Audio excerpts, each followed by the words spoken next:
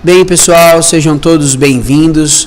Nós vamos iniciar um novo videozinho sobre assuntos que nós temos visto em nossas aulas e que em breve estarão também em nossas provas.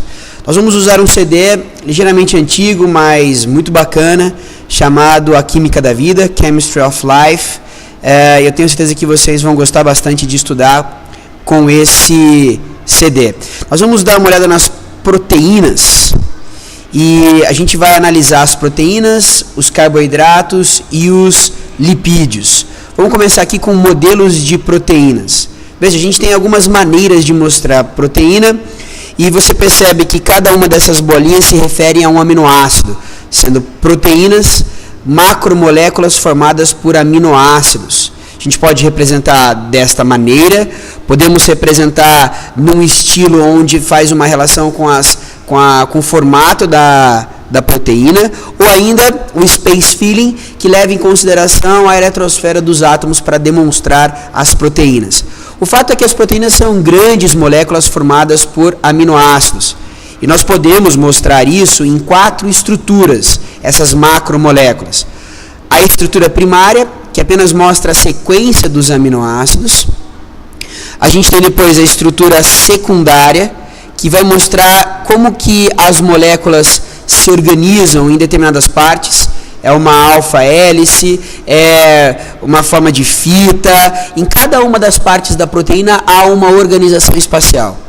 A estrutura terciária, nós analisamos a molécula como um todo, e a estrutura quaternária, a gente vai analisar a molécula interagindo com outras cadeias. Veja que aqui nós temos 2 polipeptídeos interagindo um com o outro, essa é a estrutura quaternária, né? Então, terciária, a proteína como um todo. Estrutura secundária, a gente vai analisar pedaço por pedaço o arranjo espacial, e primária apenas a sequência de aminoácidos.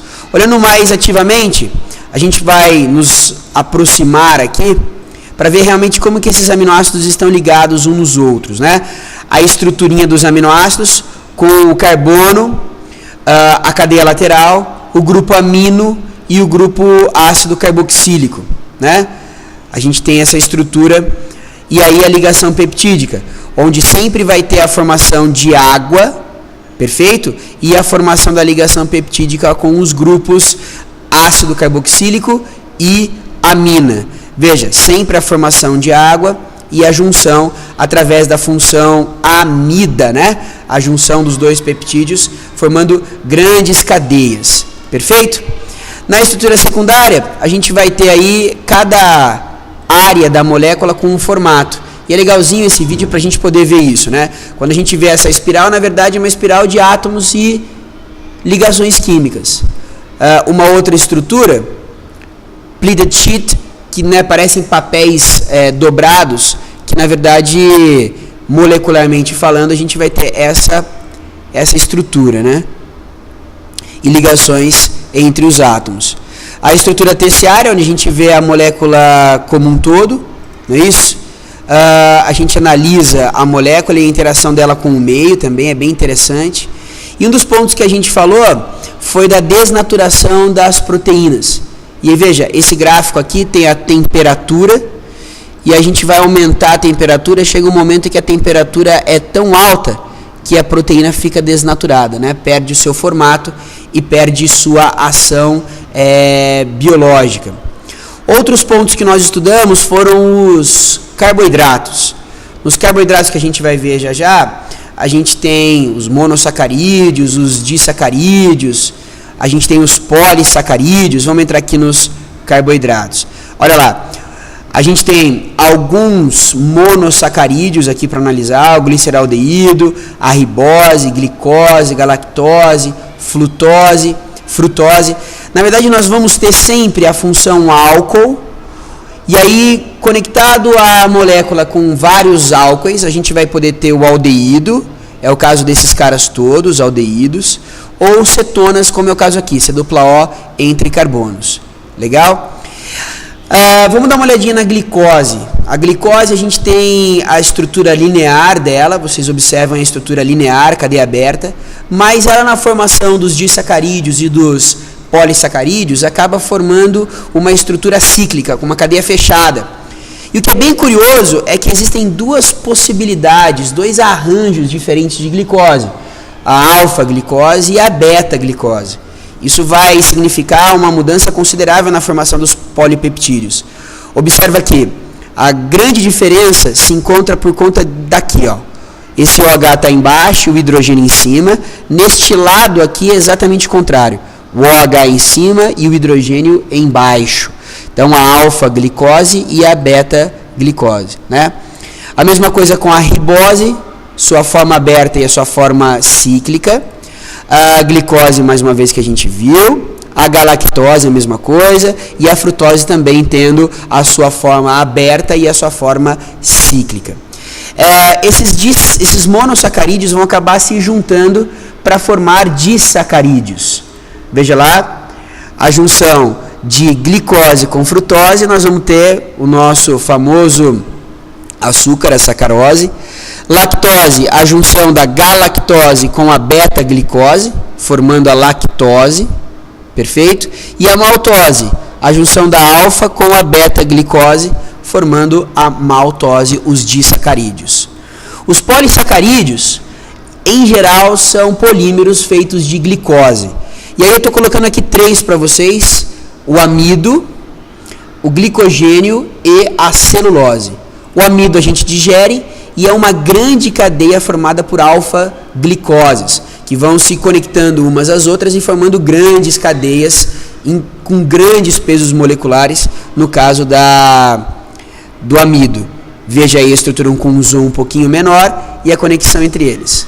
Analisando a celulose para estabelecer a relação, já é a beta-glicose, não é mais a alfa, como o amido, a celulose é a beta-glicose, e o curioso é que a gente não consegue digerir a celulose. Outros animais conseguem. E a estrutura da celulose é bem diferente, o arranjo dela tridimensional é bem diferente em relação ao amido, não é? A gente vai encontrar o amido em células vegetais, nós vamos encontrar celulose também em células vegetais, nas paredes celulares, a gente vai encontrar o glicogênio em células animais. Perfeito? Joia. Outro assunto que a gente analisou e aprendeu foram os lipídios.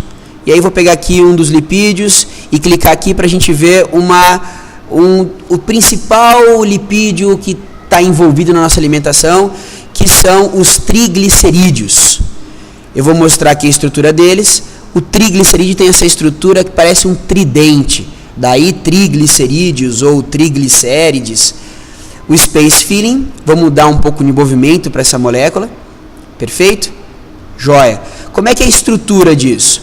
Aqui é o eixo do glicerol, aqui a gente tem as cadeias dos ácidos graxos. Ácidos graxos são ácidos orgânicos muito grandes, ácidos carboxílicos com mais de 15 carbonos, e a função éster, C-O, O carbono, C-O, O carbono, C-O, O carbono. É um triéster, porque o éster aparece 3 vezes. Além de 3 grandes cadeias carbônicas, é o que caracteriza os óleos e gorduras. O que é bacana desse slide vai mostrar pra gente como que eles se juntam, como que é a síntese disso.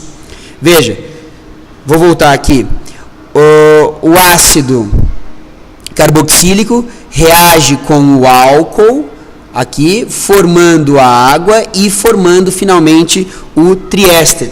São 3 ácidos carboxílicos reagindo aqui com o glicerol e formando o triéster. O que pode acontecer é a quebra da gordura do óleo, hidrolisar com água e as moléculas voltarem a ser como eram. Olha lá, quebrou a cadeia, soltou o ácido oleico, jogou água de novo, quebrou a cadeia, soltou o ácido esteárico e novamente a água jogando ali, formando novamente o ácido palmítico. A gente pode juntar novamente, olha lá, ácido reagindo com o álcool, soltando a água e formando o primeiro éster. A mesma coisa com o esteárico e o oleico. Você pode perceber que algumas coisas são similares entre as proteínas, os carboidratos e a gordura. né, os lipídios, a relação da síntese das moléculas liberando água e a quebra das moléculas através da água, né, as hidrólises. Olha que interessante também, olha o efeito que causam as ligações duplas na cadeia. Sempre que tem ligação dupla entre carbonos, as cadeias ficam bem bagunçadas, não ficam retinhas, elas ficam bem deformadas. Isso vai impactar no estado físico. As gorduras insaturadas, que são as melhores para o coração, têm quantidades de ligações duplas grandes. As gorduras e óleos saturados têm praticamente zero ligações duplas. E veja a diferença. Os insaturados costumam ser líquidos e nós chamamos de óleos. Os saturados costumam ser sólidos e chamamos de gordura. E é possível, inclusive, a gente transformar um no outro. Veja, é assim, vamos voltar aqui, é assim que se faz, por exemplo, margarina. Nós pegamos óleos insaturados e hidrogenamos. Jogamos moléculas de hidrogênio, veja lá que já vai vir a molécula de hidrogênio aqui, ó. A molécula de hidrogênio vem e transforma uma ligação dupla em uma ligação simples. Transforma um óleo insaturado em uma gordura saturada. E aí, inclusive, vai mudar o estado físico da substância, né? Quando ela está insaturada, estado líquido. Quando eu saturo a cadeia, eu acabo gerando o estado sólido. É assim que fazemos margarina, de óleos insaturados para gordura saturada. Legal? Show de bola, esse foi mais um videozinho, espero que você tenha gostado, espero que tenha ajudado você para a nossa provinha e que possa ter contribuído com essas coisas animadas, um pouco de movimento, a você compreender melhor esse fascinante mundo da bioquímica. Um abração, bons estudos e até o nosso próximo videozinho. Tchau e tchau, tchau!